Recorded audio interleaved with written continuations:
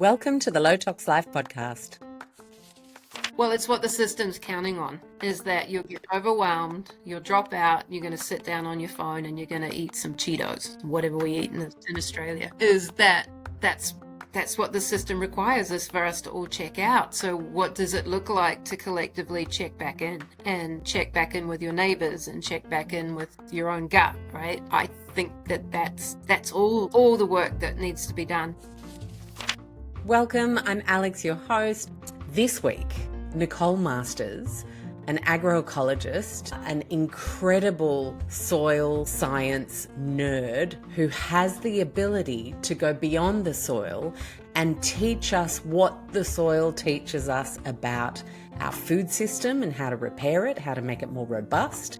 Teaches us about climate stability and how we can use how we manage soil and how we keep it healthy and how we repair it for greater climate stability moving forward, as well as teaching so many people now. Her impact is in the many tens of millions of acres improved because Nicole Masters does what she does. Nicole's book, For the Love of Soil, one of the most brilliantly written books I have ever read. She's inspired by the mind-body connection and how we can mirror our health in the health of soil and the health of all systems that we build as humans around the world. As always, a quick jump to our wonderful podcast partners, and then we'll jump right in.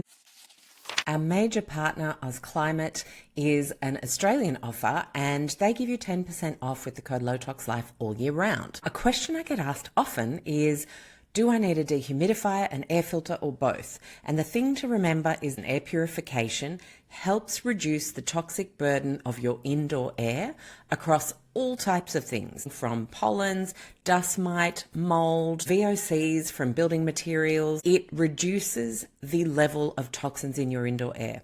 Dehumidification reduces the moisture in your indoor air, helping you prevent the growth of mold and the contamination of your soft furnishings, clothes, and of course yourself.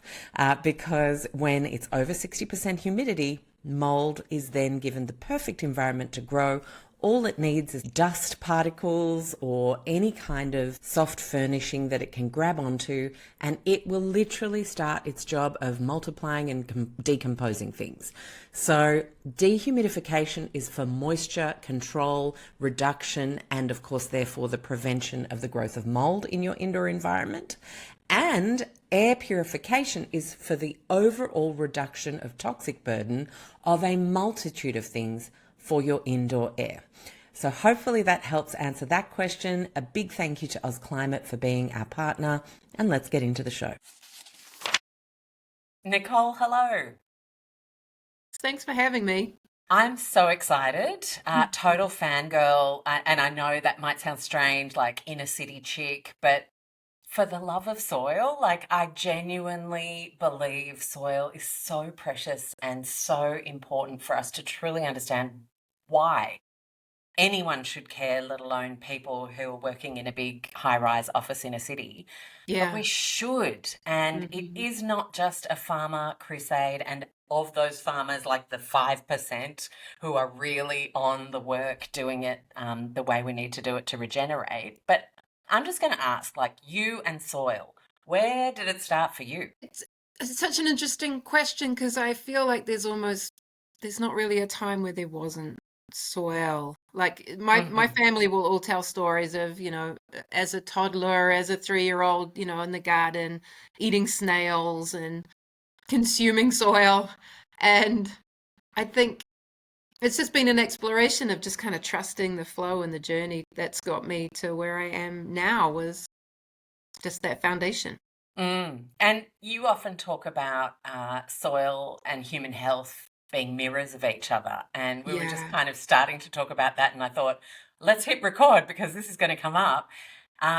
Everything is linked. And if something's doing badly like soil, then of course human health is going to be doing badly. We chase all these single bullet environmental toxins one by one, or changes we've made in medical fields or food.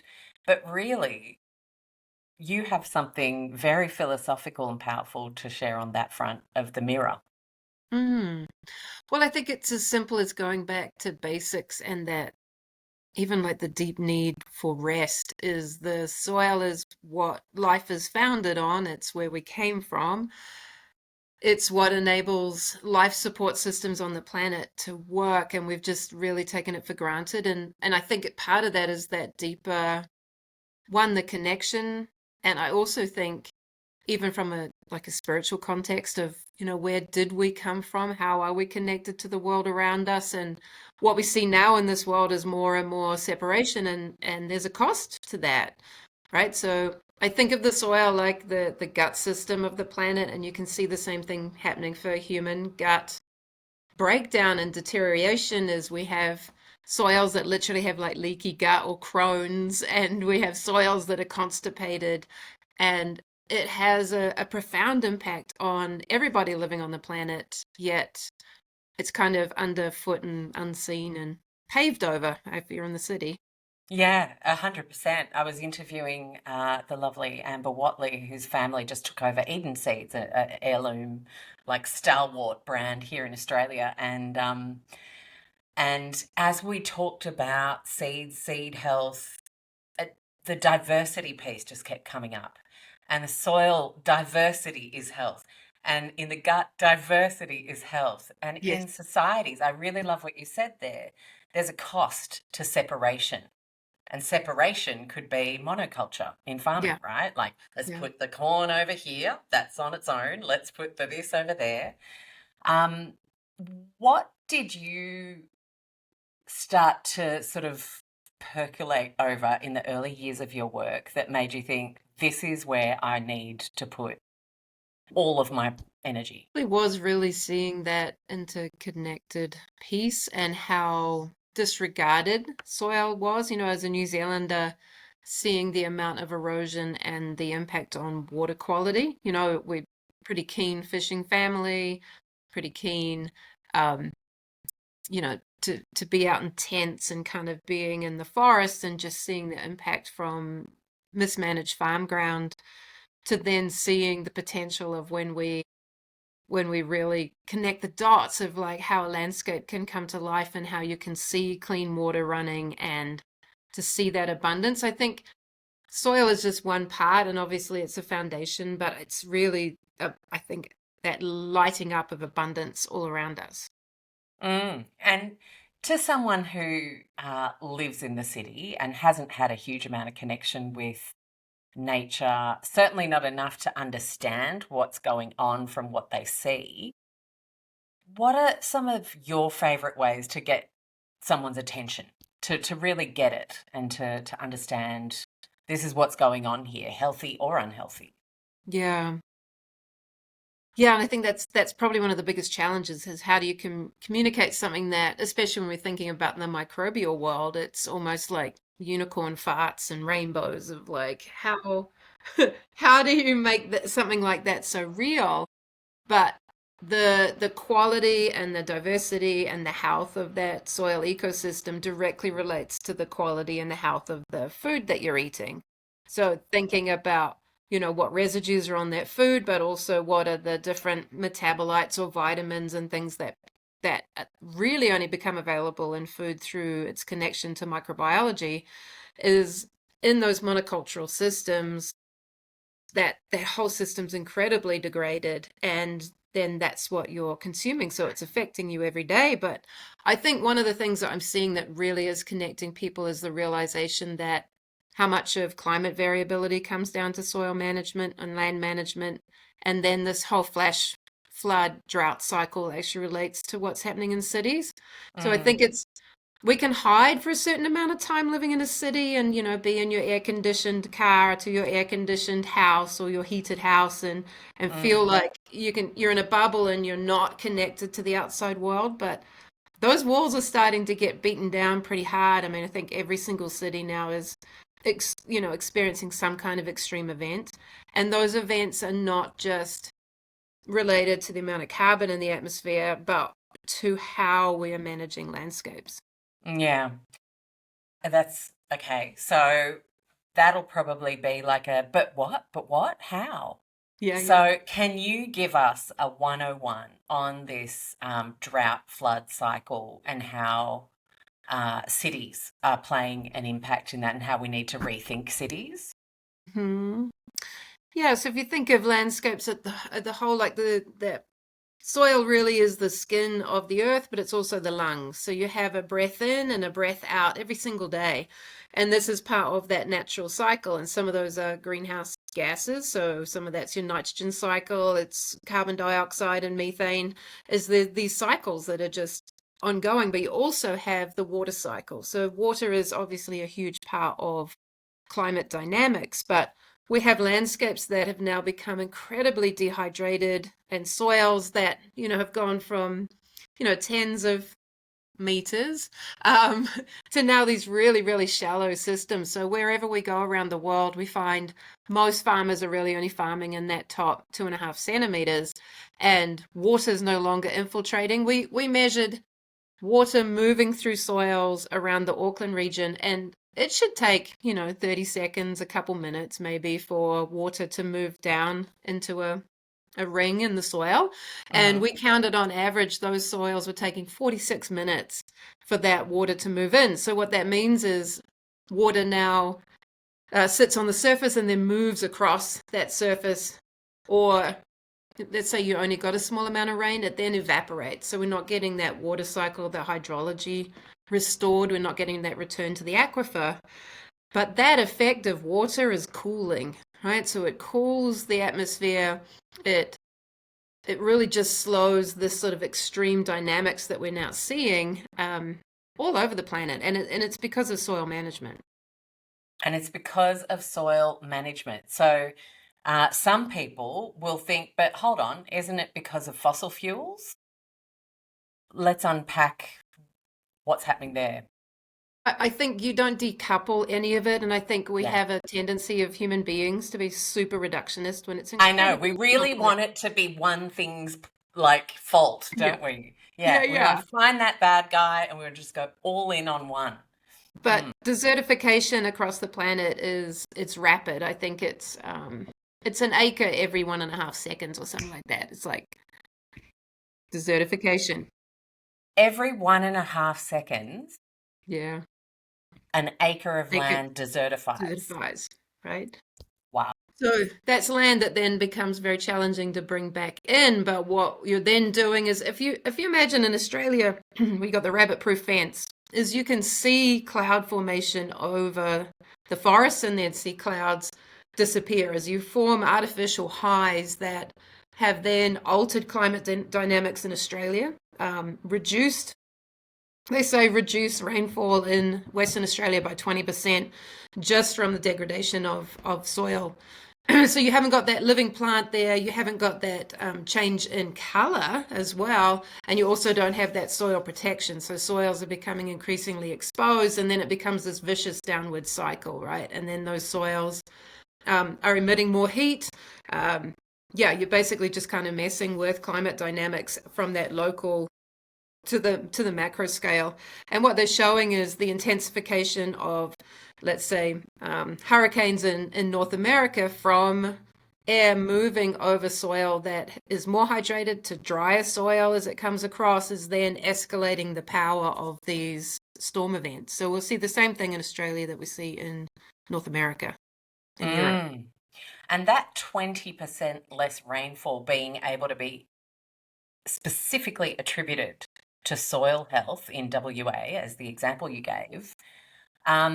What's interesting there for me, as someone who loves to learn about the management of land but isn't in the work, is I hear that and I think, oh my gosh. And then what do? We panic and we try and, take some pretty little chemical company's brochure's word for it when they say, we're here to save your crop and keep you making money. You just need more of this. And then because you're using more of that, you then actually need to buy more of this. And because that actually can only be used on special kinds of seeds, you need those from us. And by the way, you only need those once a year. So you actually need to buy them from us every single year. Hmm. And like the corporatization of the answer, Hmm. I find that in green technology as well. It's kind of like if we're corporatizing, we're missing the real opportunity, which Hmm. is and the real healing, which is to actually heal from the ground up, quite literally. Like heal, not band-aid and quick fix. Well, I actually think it's a human development issue. Like I think it's an issue of consciousness, and this is a big Yes. part of our work is if you are not focusing on developing the human brain and your cognitive adaptability and your ability to witness yourself and all of that expansion of consciousness, then you are looking for the silver bullet. You're looking for someone to tell you what to do. You're looking for the gurus who've got all the answers. And there's been the dumbing down in agriculture, talking to farmers like they're stupid or, you don't read well or write well, so therefore you're going to be a farmer because, you're never going to be a lawyer. That kind of mentality is farmers themselves kind of being put on this treadmill of you don't need to adapt and think your way through this. We've got the answers for you. And that's a big part of our work is how do we train people to think and to reconnect? And I think that applies in the cities as much as it does out in the landscapes. 100%. There was so much overlap, and that's why some of my best conversations have been with people who you would think are totally different to me, and vice versa, but actually we realize we care about the same stuff, and Hmm. we're feeling uneasy about the same kind of stuff. Yeah. Yeah. Yeah. Well, I think it's fundamentally what does it mean to be a human being has been minimized for the to consume, right? If people are afraid, if people are sick, and overwhelmed and confused, they're going to consume. Great, Mm. excellent. So just sit in your box, sit in the corner and do that. Don't And think, just buy. Yeah. don't think, just buy. And that's what I see as, yeah, incredibly exciting in the world right now is there's a whole new world for people to explore and get excited about, which is in part why we're seeing young, like the average age of what we call regenerative farmers in Australia is 37 compared to close to 60 because people are realizing I need to reconnect. I need to get my hands back in the ground and grow food. Yeah. Or as well, like if I'm going to farm, I'm going to do it in a way That's that I'm different. thinking through this process and I'm feeling through this process. I'm not just learning the steps and doing what I'm told. Yeah. Which is incredibly, it's harder. And I think that's been the wheel we've been spinning for the last 120 odd years is how do I make life so easy? And it's like, well, at what point do you not need a brain and not need to eat, just hook you up to some kind of IV is that diminishing of the human drive to do things hard. I mean, Yes. it's it's so big and actually it's so fun and it's so expansive, but we're almost creating a world where everything's so easy and we're seeing the consequences of these easy lives. And there's some fascinating research on the benefit to the human spirit of effort, like Yes. actually having to do the work to produce a result. Yeah. Ooh, okay. So where do I go from here? Like, so just back to the reductionist idea that there's one goal we all need to chase. And this infuriates me. Like, I understand net zero and I really love the idea of less pollution everywhere from fossil fuels. Like, Hmm. I can't believe we can't agree on that when the papers have been there hidden for the most part, but they've been there for 5 decades to say how awful pollution is and what it does to our atmosphere, our health, everything, right? But how do we get net carbon sequestration in soil, net soil health to be a partner discussion as Hmm. we improve the quality of all life on the planet? Like, are you seeing anything that's actually like making anyone at a policy level go, oh, that's interesting? I think when we look to policy or we look to markets or commoditizing nature. I don't really feel like that leadership's showing up, and in part, and there's multiple reasons for that. It's an Yeah. incredibly complex world.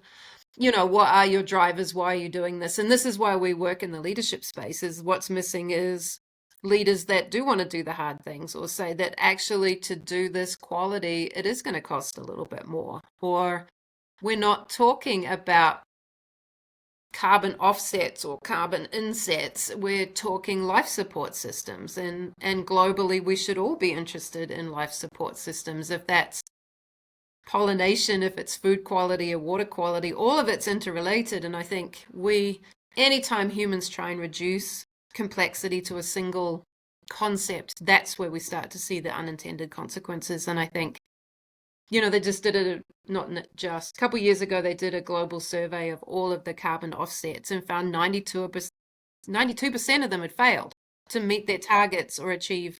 And so it's like, why are we looking to panic and not use that real cognitive process of thinking through what could be an outcome of this that actually could be really negative?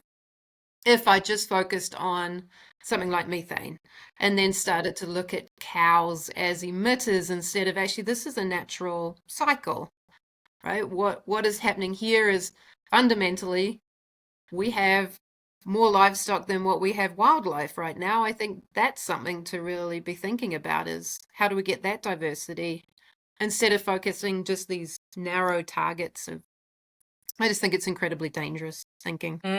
It is. And that's why conservation is so important. And bring back insects. Oh my gosh. Yeah. I want to drive down the country road and have like a bazillion little splats on my windscreen like I did when I was a kid. Like that's Yeah. horrifying that that's not Mm-hmm. the case anymore. But you mentioned methane in cows and seeing cows as emitters. So for anyone who doesn't understand the natural methane cycle and why we shouldn't really be panicking or overly focused on methane as it links to cows, Mm-hmm. what can you share with us there to help people get that? Waters Co Australia have been a leading alkaline remineralized filtered water solution for over a decade. In fact, first one I bought about 14 years ago. I love that not only do they take out everything from chlorine to fluoride, heavy metals, pesticide residue, herbicide residue, viruses, bacteria, PFAS, and they remineralize even the tiny compact 7-stage filter that goes into the mini waterman and jug. The benchtop options are brilliant for families, and you have 3 to 5 years for that refill before you have to replace it. So from an economy perspective, it's also the best value for the quality of water that you get. We literally don't leave home without one of our Waters Co products. You have 15% off with the code LOWTOX15 percentage symbol. You can use the auto applied code link in the show notes under YouTube or from our link in bio over on Instagram. Get 15% off site wide, very generous. It's one of my top low tox recommendations. Go check out which one is best for your home situation and budget and make the most of it. Let's get back to the show. Well, it's like the whole carbon conversation is comparing methane to fossil fuel that's being extracted from beneath the ground that is non-renewable to natural cycles that are renewable, which is an animal eats grass, there's carbon in that grass, they have methanotrophic organisms inside their rumen that then comes back as, well, burping in their case, right?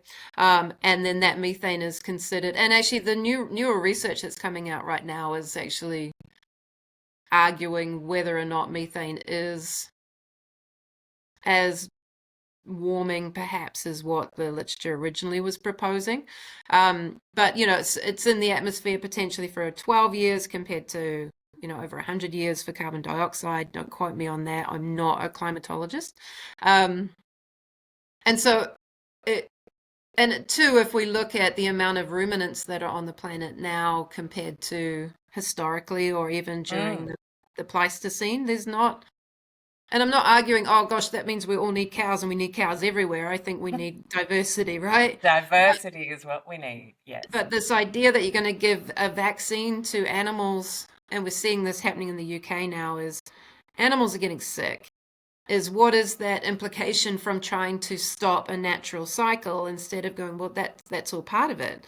And if we're going to be looking at methane emitted, we should also be looking at carbon drawdown in the soil or in plants or trees, and just thinking about that as a whole system instead of just laser focusing, and then, okay, I'm going to develop a vaccine. It feels a little bit to me like we're kids in a sandpit and we're just like fiddling around with stuff we don't really fully understand, and we're not considering the whole cycle, which is Yeah. how do we build restored ecosystems? Or and some of the examples that get me really excited around the world are where people are developing models of cohabitation where we have wildlife and livestock and communities thriving. Absolutely. I just interviewed the wonderful Steve Negrin, who founded Serenbee. It's his response to urban sprawl. And just outside of Atlanta, Georgia, given you live in Montana, you should take a vacation there. They have a little inn.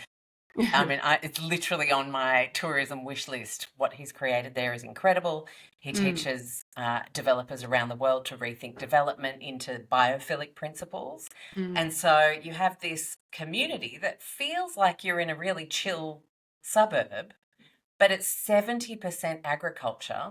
You have just as much art and cafes and workshop spaces and cool things happening that you would have in a city, and sports competitions, and bins are in the ground. It's just like they use geothermal for energy. I could go on. It's absolutely incredible what they've managed to achieve as a blueprint, and to know that is thriving. They don't have a crime rate. Like, they literally don't have a crime rate. There is no crime. And so if you think about like baddies in the environment, pests, weeds, yada, yada, like the baddies only get to proliferate when the system's screwed, like when we've thrown it out of balance. So I want to ask Nicole, in terms of like repairing the psychological need to go after the bad guy when it comes to our soil, how do you teach people to really understand differently from what they would have learnt in an ag degree or from their dad farming? Yeah. So what we teach is pattern sensing and systems thinking. So it's, what is that particular pest trying to tell you? When is that pest actually beneficial? Because they often can be. What is that weed trying to indicate? And really, I think probably the most powerful thing is training people to ask why, and why and why and why, and bring curiosity to their farming practices or eating food. Why is it that I'm really craving this food right now? As your body's telling you something, right? You might have a candida overgrowth, Yeah. just wanting sugar. Is that we see the same thing in landscapes, is landscapes can either become addicted or have these imbalances, and it shows up by pests, weeds, and diseases is such a great indicator for people to really take the power back in terms of starting to listen more deeply to their land so they can make different decisions. And I think that applies to the human body as it does to landscapes, and really does connect people and shifts how they look at what was a problem. That's such a great way to look at it. And so is the modern farmer's job, who is now tasked with regenerating literally the earth, is their job to decipher whether it is craving-based need on the landscape, like bad, or intuitive-based, I need to do more of this. This is what I'm seeing. And that is a good thing, and that's going to work holistically for the better. Yeah. Well, I think the fundamental thing is, does nature see something as good or bad? And it doesn't, right? So the No. more that we can shift from seeing something as good and bad, and instead how do I work with nature? How would this have worked before I arrived? You know, that's the crazy thing with all this chemical and all these fertilizers. Most landscapes are producing far less biomass than they did before we arrived. But we spent a fortune trying to, you know, grow more and do more. And it's like, yeah, no, nature still figured this out. So how to ask her how to manage better. Yeah. Do you have a favorite pest that like usually gets named as a big bad boy and you can kind of just say, well, it actually has some hidden talents you might want to consider? Um, there, just one that's quite interesting is we have something out here called a miller moth, and a single grizzly bear will eat 40,000 of them in a day. Like this What? incredible fat system. Um, but yeah, people know them as army cutworms, right? Incredible like it's a major pest, but actually it's a major food source when its predator is around. I mean, bears are an extreme example, but how really nitrogen in the ecosystem moves around through insects. Insects really are the thieves of nitrogen. So let's say a plant might have 3 or 4% nitrogen in it, an insect has 16%. So it's taking that, concentrating that nitrogen, and then either pooping it or dying. And so in the forest, for instance, 90% of nitrogen comes from insects or their frass, which is the name of insect poop. And so we've kind of in that need to wipe everything out, and you think for one pest insect there may be as much as 1,700 beneficials, is we've taken out all of that beneficial matrix that was actually doing a whole lot of really cool services to us and benefits to us, but yeah, we just kind of just wipe them out. So globally, estimates say we're less than 4% of the nutrient cycling to land because of that loss of insects and birds. And what can we all do, city or regional or rural, to encourage more insects? What are some of the things that actually anyone can play a positive role in? Oh, look, honestly, planting things, Just even in plant your stuff. windowsill, like get some Yeah. flowers. Those, like I've seen in Europe, like these incredible walls where there's just like flowers in the middle of the city. We often find more diversity in cities than we do in the countryside because of the use of pesticides, right? I do think it's worth talking to and the political level about getting some substances like neonicotinoids banned. They're an insecticide that I just think we're going to look back on this and go, what were we What thinking? were we Like, thinking? it's going to be similar to DDT. We're going to just be horrified at how stupid humans were. So I'd really like to see people advocate for that. And at the moment, like even people planting lawns, it's on your lawn seed, of taking that back to the store and saying, hey, can you ask your supplier for, lawn seed that's not treated? Not treated with neonicotinoids? Yes. Wow. So if someone's just heading to Bunnings and thinking, or Home Depot, and they're thinking, I'm just going to, look after my garden. And so they've Hmm. got lawn, Yeah. unfortunately, but that's where we're at. So they might be blissfully unaware. That most people are. Yeah, that green and pink stuff that you see looks so pretty on the seeds. Just like a couple of those seeds is enough to kill 70,000 bees. What? Yeah, yeah. And it's Two in the, little grass seeds, yeah, two lawn seeds, yeah, 70,000 bees. yeah, yeah. And it's in Wow. the dust, it's in the air, it's in most people test for it in their blood. It's everywhere. It's incredibly pervasive, but yeah, it's a real killer for life. My gosh. Well, that is the call to action. That's Yeah, already, yeah. we've got one. Everyone needs to make sure that if you have a lawn, that's your prerogative, but please get the stuff that is not treated with neonicotinoids. Yeah, yeah. Okay. And even some of the seeds you're buying for your Mm. vegetable garden will have it on them. So making sure that if they're treated, it's with some kind of biologicals. And we are seeing a lot more than that coming through in people's gardens. But yeah, buying organic seeds, so at least you know it hasn't got that on it. Mm. Great tip. Okay. So I want to also ask you about some of the projects you've worked on because obviously you are there with you're now in a very education-based role rather than working the land yourself. Can you share an anecdotal story about like a really tough nut to crack, but they came to a workshop, they were like mildly curious, or a mate egged them on to come, and as they were listening, you could kind of see some pennies start to drop, Mm-hmm. and like the turnaround story, because you must have just seen, I mean, I remember reading about that in your book years ago, some of the examples of turnarounds that you personally were a part of.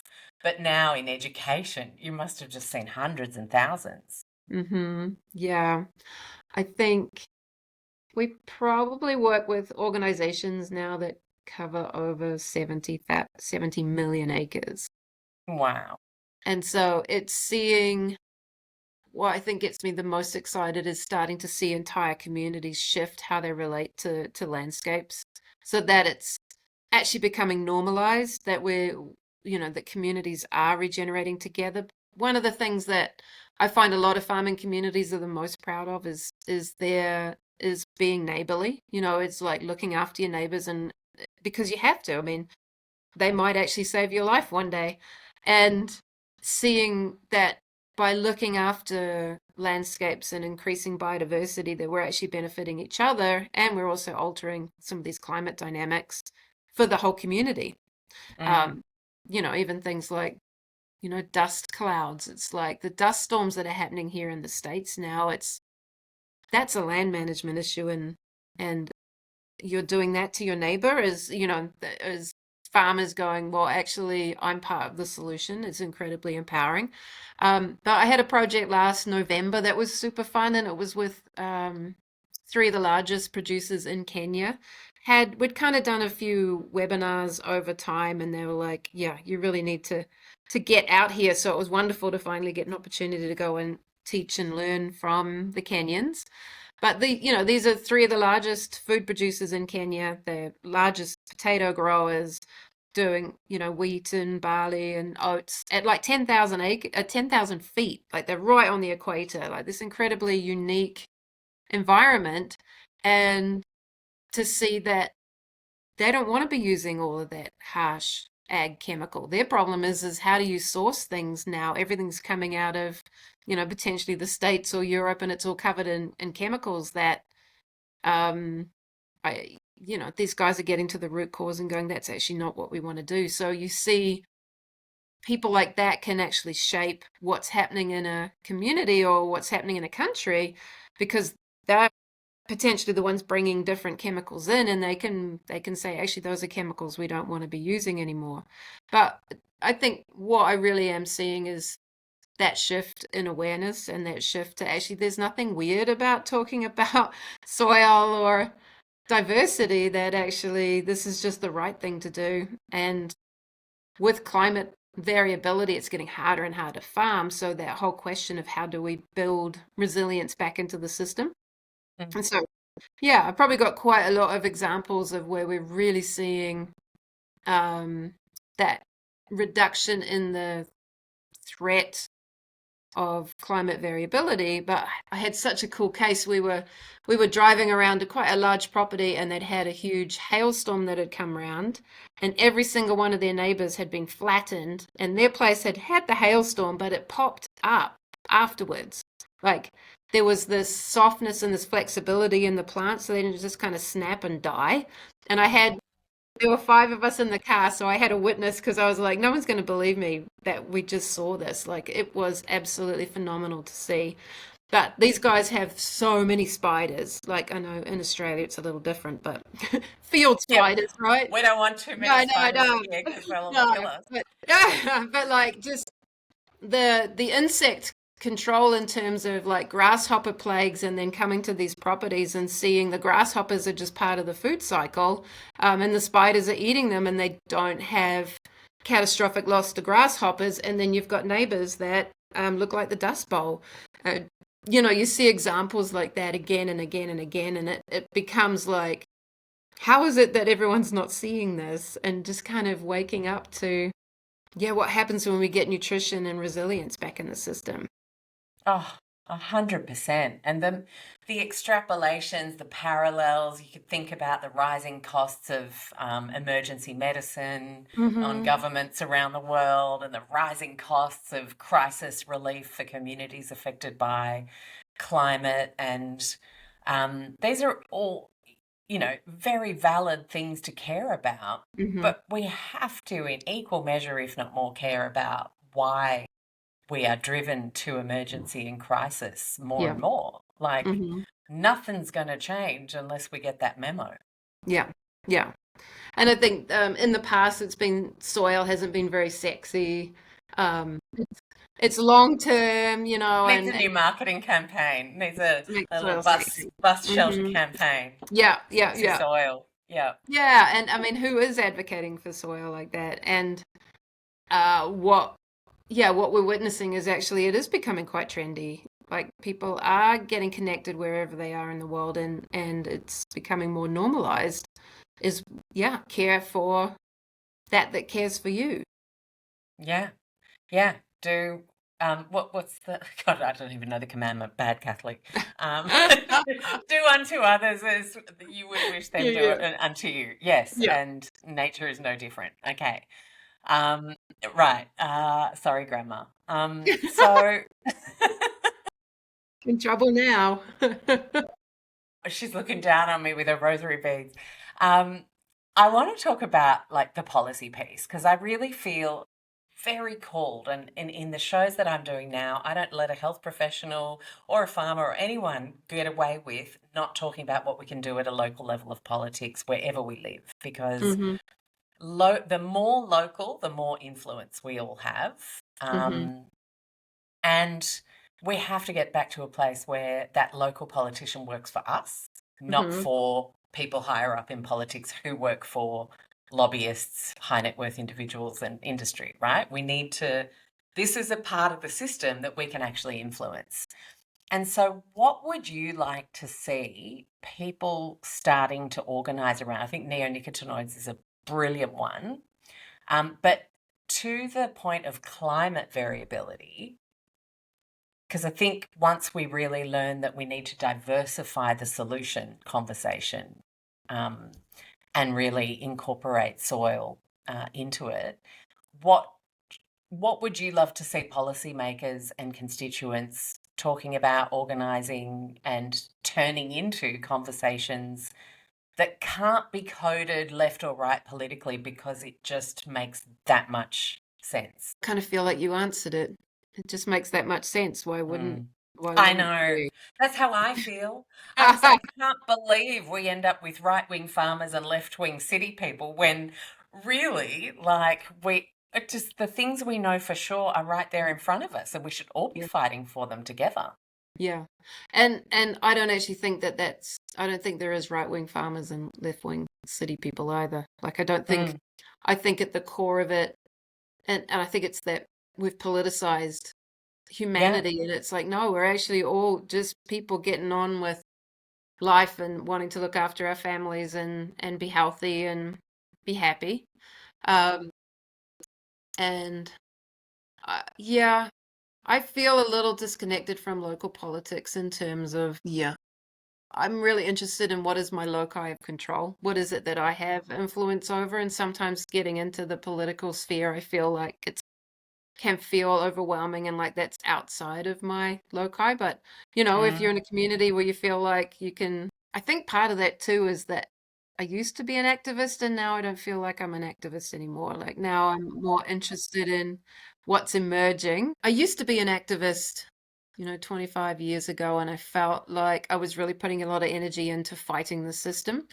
And since those times, I've really moved more into what is it that I can do? How can I go under or over or around some of these systems? Because at the core of it, the political system's broken, the food systems, well, actually, I don't think they're broken. I think they're doing what they were meant to do, right? Put the power into a few and the money into a few's hands. Is how do we make those systems relevant? And I think awareness is a big part. Like, I think there's an important role of activism, but it's also, I think, the flip side of it's still making people wrong. It's still kind of in that flight and fight space instead of how do I stay really grounded. I mean, I think this is what has fundamentally changed for me is feeling like my body and my life is a reflection of the greater world. So what does my health look like? What does my rest look like? What does my nutrition look like? How am I managing my own land? I have 6 acres, right? How does that reflect the greater world? Because that's the piece that I have an influence on, right? And then having these kind of conversations, and being on my local water board and having those conversations at that level, Well, there then you go. You're on a local something.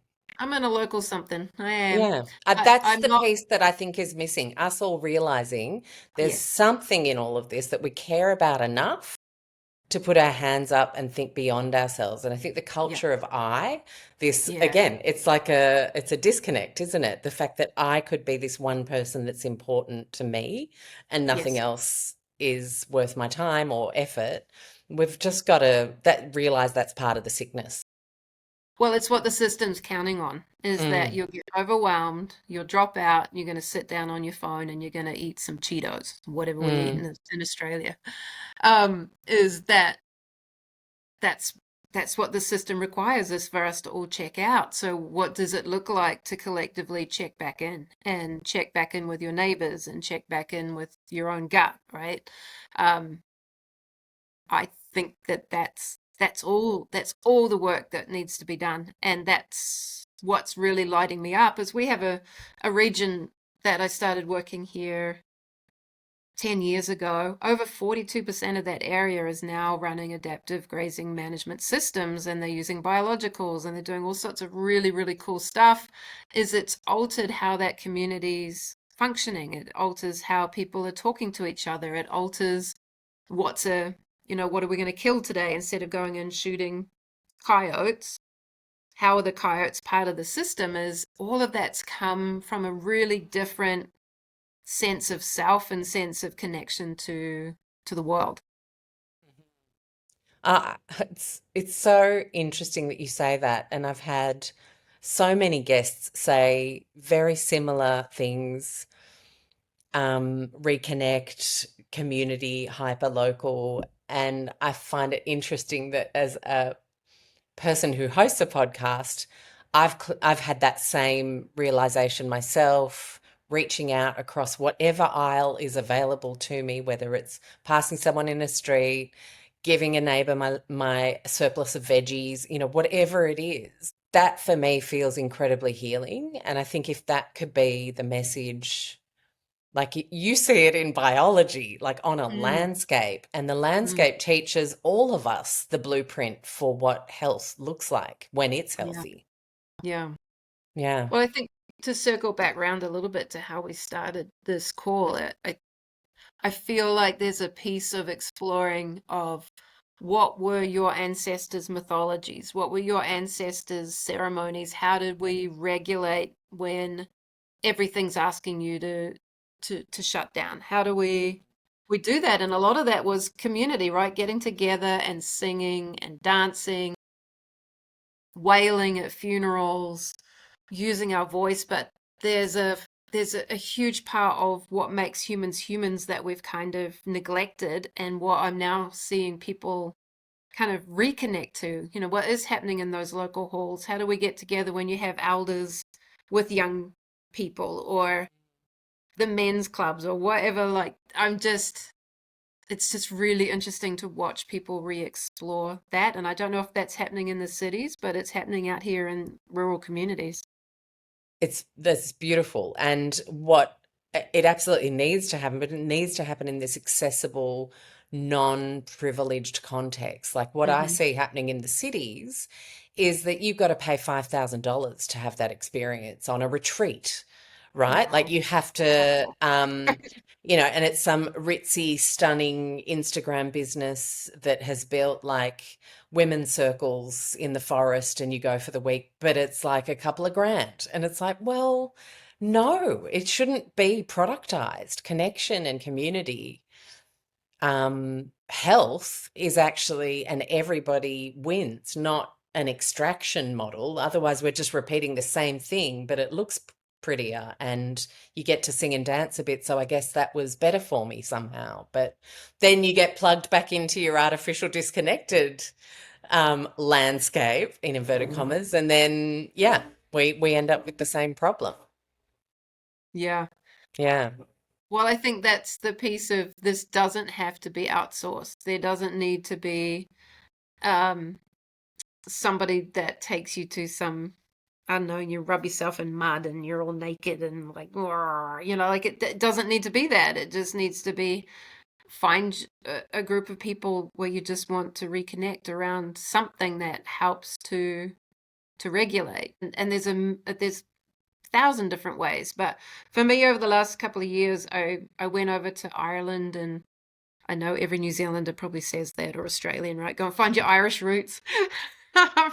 Reconnecting to, yeah, histories and mythologies in Ireland. And it was an incredible reconnection in terms of feeling the indigeneity of I am indigenous, my people are indigenous to a place, right? And how am I connected to that place, and what were the stories, and kind of tying that into my own life. I think there's an incredible opportunity for us all to do that, is to remember where we came from, because we've forgotten, and now we're confused and dysregulated, and everyone's trying to find their wellness and their anti-anxiety pills and consume, right? Down we go. We've talked quite big picture, quite granular, like brought in a whole bunch of different examples, and I feel like we've gone all sorts of places. So I want to ask like quite a big question, Nicole, I'm not going to lie, but to hopefully tie in thoughts around if we do this right, right?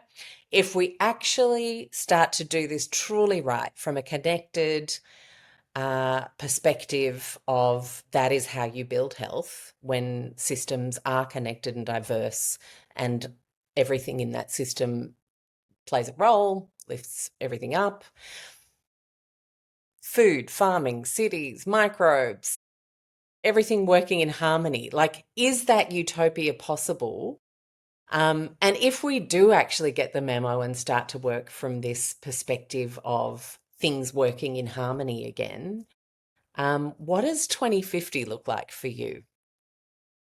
Like, if enough people get the memo, what could we actually see? Well, I think we're going to start to realize like how much is going on around the world that we can't see. You know, how plants communicate and bees communicate and microbes are communicating, and perhaps we will learn to be able to do that at a biochemical level to get rid of a lot of the technology that we think is so critical and we're so tied into, and is really taking all the money and the water and the energy right now. It's like we don't need all of that.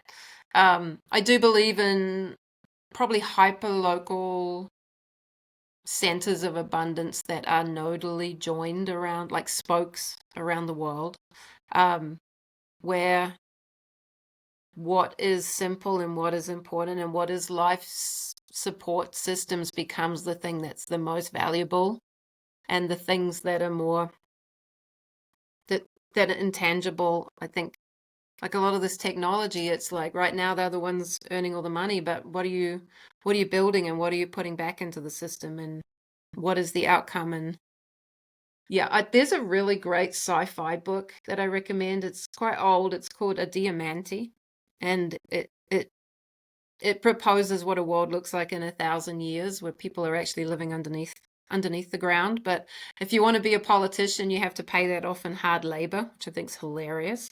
But you know, like, how do we just kind of rethink a lot of these systems that I think now are hitting everybody in the face in terms of how broken they really are? Is Yeah, I think there's got to be ways that we start to produce food, or start to think about land development and that suburban sprawl or cityscapes, that how are they part of the solution, right? And that might Yeah. be changing building materials, changing um guys having a great example in Sydney, Mobs, who wrote the sustainable house. Anyway, Michael Mm. Mobbs. Yeah, Oh, yeah, like yeah, that. yeah, of course. Yeah. Yeah, yeah. I love those kind of examples of what does it look like to really reduce those impacts. But right now, a lot of that's so beyond our own control, and as an individual, it can feel really overwhelming, which is why I think, really seeing communities return and rediscovering what does it mean to be a human. Yeah. And connect with people just Mm. beyond your tiny little nucleus that we were convinced was the way to do life. Yeah, totally. So I have a few little questions that are a bit more rapid fire in their nature. And I just want you to answer like what you think first. You ready? If soil could speak to us, what would it say right now? Rest. Most inspiring farm or farmer you visited recently. Roger Indraland. Awesome. One myth about soil that you want to bust in 10 words or less. We can turn the system around much quicker. A food you can literally taste the soil health in. Meat. A book, film, or idea currently shifting your thinking. Oh, I have one right here. Oh 32 my words. gosh, that's very organized.